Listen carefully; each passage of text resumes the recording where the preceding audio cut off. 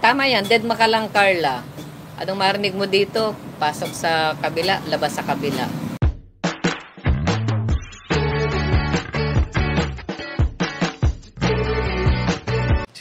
Si Kuya Jens, ano yun, reactor natin yan. Official reactor. Hello mga kalingap! Welcome back sa aking YouTube channel, this is Kuya Jens. So kung bago ka lang sa aking YouTube channel, huwag niyo pong kalimutang mag-subscribe at click the bell button para like updated sa mga upload na video. At huwag po nating kalimutang suportahan ng buong Kalingap sa pangunguna ni Kuya Val Santos Matubang, Ate Edna Vlog at syempre Kalingap Rob. At pakisuportahan din po ang aming mga kasamahan sa buong Kalingap. Nandiyan po ang K-Boys, Kalingap Partner, Kalingap Reactor at lahat po ng charity vlogger sa buong Pilipinas. Tumutulong sa mga kabayan natin ng lahat may hirap. Suportahan po natin lahat, guys. So ngayong araw mga Kalingap, bago po tayo magsimula ng ating pagbibigay ng reaction video, ay gusto ko pong batiin mga Kalingap ng isang happy birthday po kay Tita Edna, or mas kilala natin bilang Ate Edna Vlogs mga Kalingap, ang ina ng Kalingap. Ano po mga Kalingap? So ito po mga Kalingap, meron tayong nakahandang regalo mga Kalingap para kay Tita Edna. Mamaya, pupunta tayo mamaya sa invitation ng birthday celebration po ni Tita Edna. At ayun, gusto ko lang pong i-share para po sa birthday ni Tita Edna yung Bible verse number 6 verse 24 to 26.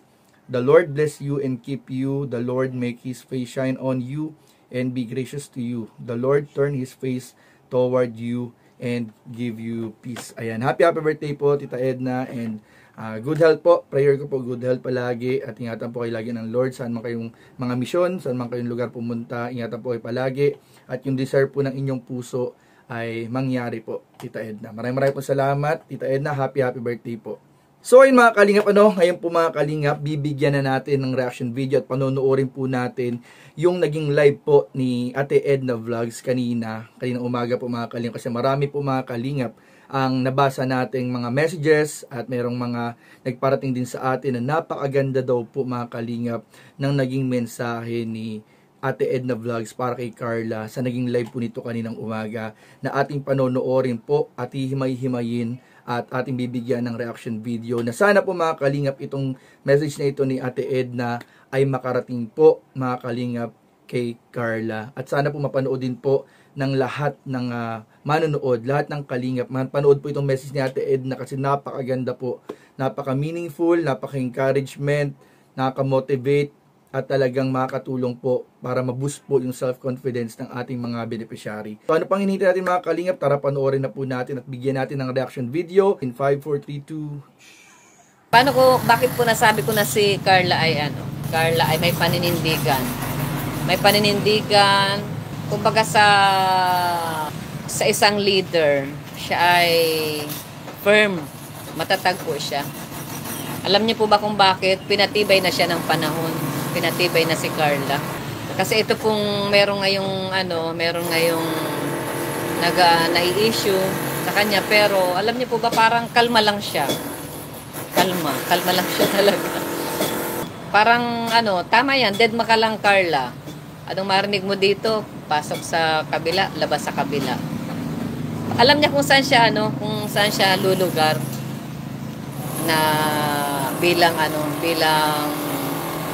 beneficiary at bilang vlogger na rin, dahil meron na siyang ngayon, may channel. Nung sinama rin niya ni Kuya Val, ay sinamahan rin niya si Kuya Val. May nirefer din niya na kaklase. Si Biancy ganon din, may nirefer na kaklase. Kaya maganda sa mga angels po natin, sumunod lang sila kay Kalingap Rob para hindi sila maligaw. Kasi nandiyan naman si Rob, iginaguide sila. So yun, isa pa yun, si Carla po masuno rin na bata. Hindi matigas ang ulo. Makikita naman natin yan kasi dun sa nanay niya, sa tatay niya, di ba? Siya ang panganay. At saka madiskarte na bata. Di ba? Nung high school pa lang siya, nagtatrabaho na siya. Tapos, napaka-responsableng bata. Kaya naman, deserve niya yung nangyayari sa kanya ngayon, na maraming blessings, maraming opportunities, at marami rin nagmamahal sa kanya. Yan. Kita-kita naman po ang daming mga sponsors niya. Ang daming humahanga sa kanya. At isa na po tayo doon. Isa si Carla sa talagang karapat dapat na hangaan. Napakabait na bata. At yun nga, congrats kay Carla kasi nga siya po ay ano na, matatag na siya, pinatatag na siya po. Pinatibay na siya. Baby Carla, matibay. Ayan, wag lang talaga siyang wag lang niyang patulan yung mga nakapaligid sa kanya. Malayo po ang mararating niya ni Carla. Basta tuloy-tuloy lang siya sa kanyang ginagawa. Tapos meron rin siyang pusong kalingap. 'Di ba? Nag-charity na rin po siya.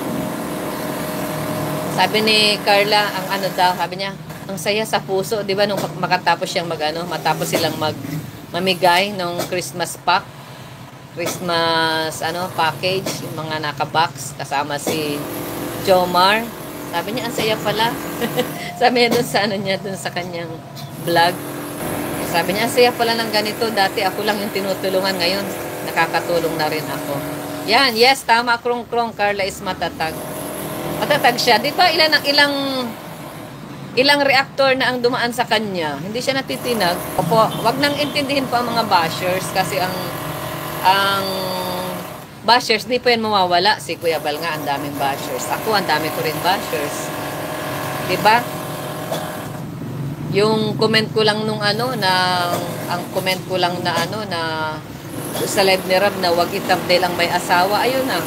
Ako na ang binabas dun sa live ni Kaya lang, tawanan lang po natin kasi wala namang mawawala sa atin. Sabi nga ay, kung alam mo yung identity mo kung sino ka. 'Di ba? Si Carla, napaka taas ng pagkakilala niya sa sarili niya. Ganun lang naman po.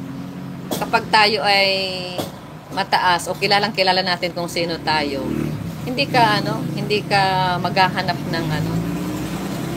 ng sarili mo sa iba. Kaya naman nagkakaroon ng ganon yung mahina ako, yung ng inggit, yan, di ba? Kaya nagkakaroon po ng inggit, ng paghahanap kapag ang tingin niya po sa sarili niya, ay mababa. Pero kapag kilala niya yung sarili niya, hindi mo yan kayang hindi mo matitibag ang ganyang tao kapag kilala niya. Kahit kayo po sa mga viewers natin ngayon. Yan, kaya yan, nasa subject na yan ngayon ng knowing yourself. Dapat kilala po natin ang sarili natin. Mahirap pag di natin kilala ang sarili natin. Minsan hinahanap natin yung identity natin sa iba.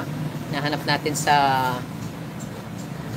mga nakapaligid sa atin. Kung ikaw ay host, sa mga viewers. Ayan, hinahanap ko sa viewers. Diba? Kaya marami nakakaaway. Minsan hinahanap mo sa magulang mo, sa kapatid mo, sa kaibigan mo. Ayun, hanggang kahahanap mo, hindi mo tuloy masumpungan yung sarili mo. Hindi masumpungan yung sarili ko. Sino ba talaga ako? Kaya pag may nagsabi na, ganyan ka, maniniwala ka kasi ang pala inuuto ka na lang, inuuto-uto ka na, paniwala ka. Yung iba naman, sinusulsulang, pinupus ka na para magalit ka, pala sinusulsulang ka lang.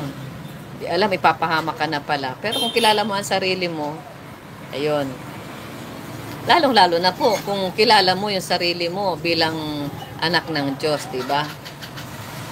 Who are you in Christ? Mas maganda po yun. Kilala mo identity mo bilang anak ng Diyos. Yun ang the best. Diba?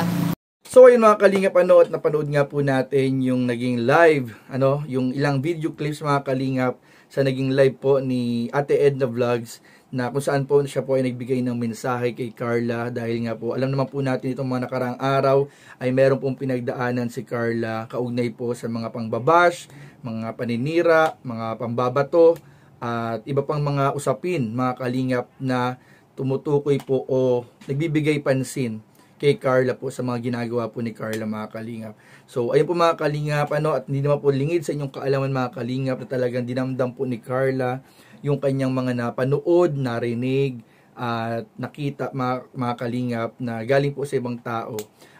Na wag na lang po natin pangalanan at wag na po nating i-mention mga kalingap sa comment kasi baka po mas lalong lumala or baka pagmulan pa ng ibang mga issue na naman. So, huwag na po tayo mag-mention ng name. Basta, ito po mga kalingap ay general para po sa lahat, na sana po ay matuto tayo, mga kalingap, sa mga nangyayari, na mas lawakan po natin yung ating pag-iisip, pag-unawa, pagmamahal sa ating kapwa, at yung pagdadala ng respeto sa bawat isa ang ating pairalin. So, yun nga po mga kalingap, narinig nga po natin galing mismo kay Ate Edna, yung payo po na kanyang binigay kay Carla, yung kanyang observation kay Carla, yung kanyang pagiging believe kay Carla, mga kalingap, na grabe mga kalingap. Talagang ito, pag napanood to ni Carla, itong live na ito, na sana i-share po natin itong video na ito. Kung gusto niyo po mapanood yung buong video mga kalingap, kasi kumuha lang ako ng portion po ng live ni Tita Edna. Pero kung gusto niyo po mapanood yung full length po ng video ng live, isitahin po natin yung YouTube channel ni Ate Edna Vlogs, at ito po yung live po niya kaninang umaga, mga kalingap, na sana po supportahan din po natin at i-share po natin, at sana makarating po kay Carla, sa family ni Carla, lalong-lalo na kasi hindi lang si Carla yung naapektuhan sa mga naririnig, pati po yung kanyang pamilya. So sana makarating itong buong video na ito, yung mga narinig natin mula kay Tita Edna, kay Ate Edna, na sana po ay pumawi nung sakit na naramdaman po nila Carla at ng kanyang family dahil po sa mga narinig ng mga nakarang araw. So, kung ako si Carla, talagang ma-overwhelm ako, talagang papapawi yung bigat dahil sa magagandang sinabi ni Ate Edna. Talagang nakaka-motivate, nakaka-encourage, talagang nakahilom ng puso na nasaktan galing sa ibang mga taong narinig po natin. Talagang nakakabilib dito si Tita Edna, si Ate Edna. At ayun mga kalingap, ang ganda po na sinabi niya. Pinakahuli na gustuhan ko yung know your identity in Christ. Kasi pag alam po natin yung identity natin in Christ, talagang kahit na ano sabihin ng ibang tao, ay hindi po natin paniniwalaan agad. Kasi mas alam natin yung totoo kung sino tayo. So yun lang po mga kalingap, at maraming po salamat sa inyong panonood. Please don't forget to like, comment, share, and subscribe sa ating mga video. Maraming po salamat. God bless. Bye-bye.